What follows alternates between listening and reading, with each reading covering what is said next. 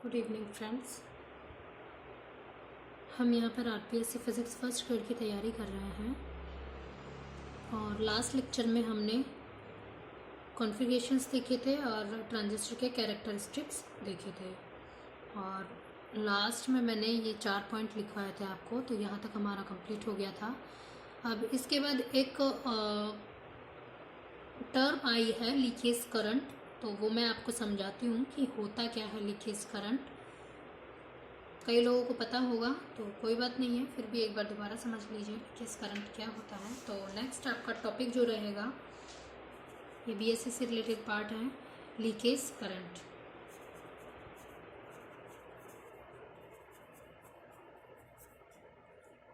क्षरण धारा, हिंदी में बोलते हैं इसको क्षरण धारा।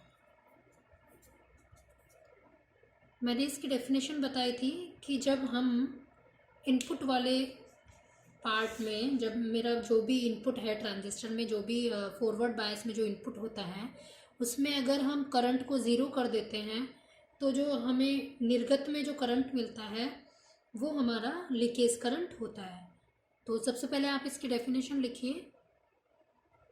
यदि ट्रांजिस्टर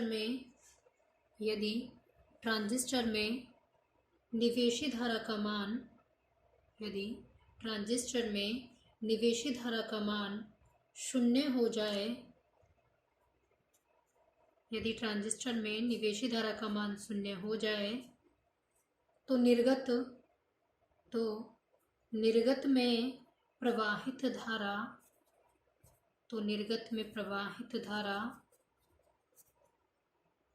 को लीकेज करंट कहा जाएगा। ठीक है, निर्गत में प्रवाहित धारा को लीकेज करंट कहा जाएगा। देखिए इसका फॉर्मूला कि जो IC बराबर होता है वो होगा IC, ये जो IC कलेक्टर में जो मेजॉरिटी चार्ज ऑफ कैरियर है उसकी वजह से होगा करंट फ्लो बहुसंख्यक आवेश प्लस ICO। ये ICO क्या है? यही मेरा लीकेज करंट है। ICO जो है ये लीकेज करंट को रिप्रेजेंट करता है। इसको हम कलेक्टर रिवर्स सैचुरेशन करंट भी बोलते हैं या फिर कलेक्टर लीकेज करंट भी इसको हम कहते हैं। और जो ICO है इसकी वैल्यू बहुत कम होती है, मतलब माइक्रो एम्पियर में होती है। ठीक है, और ये जो जनरेट होती है ये जनरेट होती है हमारे रिवर्स बायस में। जो मैंने आपको कॉन्फ़िगरेशंस बताए थे उनमें हम जो इनपुट होता है उसको तो हम किस में कनेक्ट करते हैं, फॉरवर्ड बायस में कनेक्ट करते हैं, और आउटपुट को रिवर्स बायस में कनेक्ट करते हैं। तो मैंने कहा यहाँ पर निवेशी को ज़ीरो करने पर, मतलब इनपुट वाले में जो करंट फ्लो हो रहा है उसको मैंने ज़ीरो किया है, तो जो लीकेज करंट मिलेगा वो हमें आउटपुट में मिलेगा, जो मेरा निर्गत होगा वहाँ पर मिलेगा। तो इसको हम, ये जनरेट होती है रिवर्स बायस में। ठीक है, और ये जो माइनॉरिटी चार्ज कैरियर है उसकी वजह से जनरेट होती है। और एक चीज़ हो, जो ICO होती है वो डिपेंड नहीं करती है वोल्टेज पे, यानी कि जैसे आपका कॉन्फ़िगरेशन है, एक मिनट में दिखा देती हूँ जो हमने कॉन्फ़िगरेशंस लिए थे। यहाँ आप देख पा रहे हैं, जैसे ये हमने कॉमन बेस लिया था, कॉमन बेस लिया हमने यहाँ पर। ठीक है, अब इसमें क्या हुआ, मैंने इसको ज़ीरो कर दिया। ठीक है, तो यहाँ पर जो आपका करंट फ्लो होगा, मैं ये तो आपका ज़ीरो हो गया, यहाँ पे जो करंट फ्लो होगा आपका वो ICO होगा। ठीक है, ये कॉमन बेस है, कॉमन बेस में आपका ICBO बोल देते हैं। ठीक है ना, तो इस तरह से लीकेज करंट कॉमन बेस के लिए ICBO होगा, कॉमन एमिटर के लिए क्या हो जाएगा, एमिटर कॉमन रहेगा तो CEO हो जाएगा, और कलेक्टर के लिए CO हो जाएगा। ठीक है, इस तरह से हम लीकेज करंट्स हमारे अलग अलग होते हैं, मतलब इनके नेम रिप्रेजेंट अलग अलग तरीके से करते हैं। अब देखिए मैं ये कहना चाह रही हूँ कि ये तो हमारा ज़ीरो हो गया, लीकेज करंट इस वोल्टेज पे डिपेंड नहीं करेगा।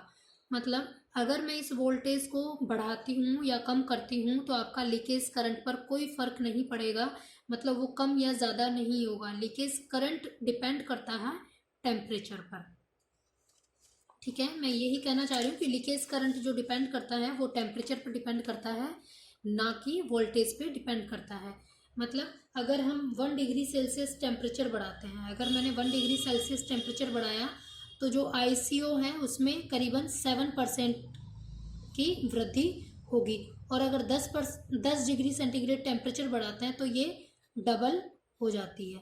ठीक है, तो जो लीकेज करंट है वो डिपेंड नहीं करता वोल्टेज पे, ये चीज़ ध्यान रखनी है, वो डिपेंड करता है टेम्परेचर पर। तो ये ICO हो गया आपका इस तरह से। इसके बाद मैंने आपको बताया था कि अल्फा बराबर क्या होता है, ये सिर्फ समझने के लिए था। देखिए यहाँ पे अल्फा बराबर, चूंकि अल्फा बराबर था आपका IC/IE, ठीक है, तो यहाँ पे जो IC बराबर होगा वो IC की वैल्यू क्या हो जाएगी, alpha into IE plus ICO। ये चीज आपको ध्यान रखनी है इक्वेशन।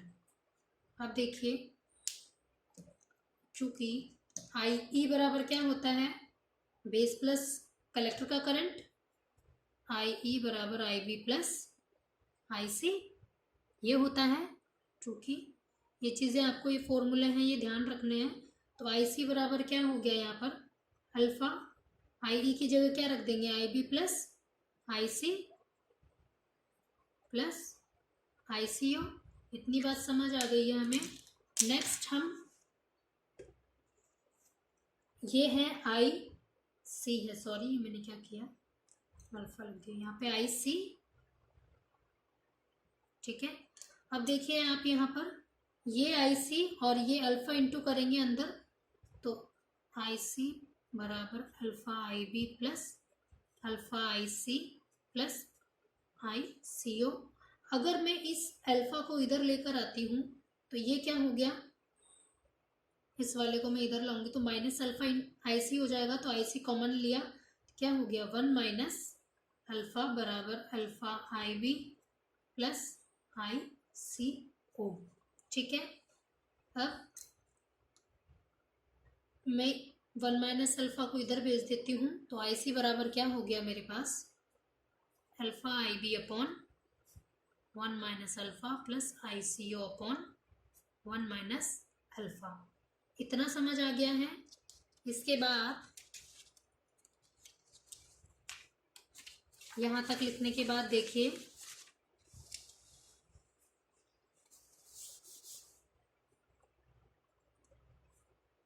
क्या आया है वो टर्म दोबारा लिख देती हूँ, alpha upon 1 minus alpha into IB plus ICO upon 1 minus alpha.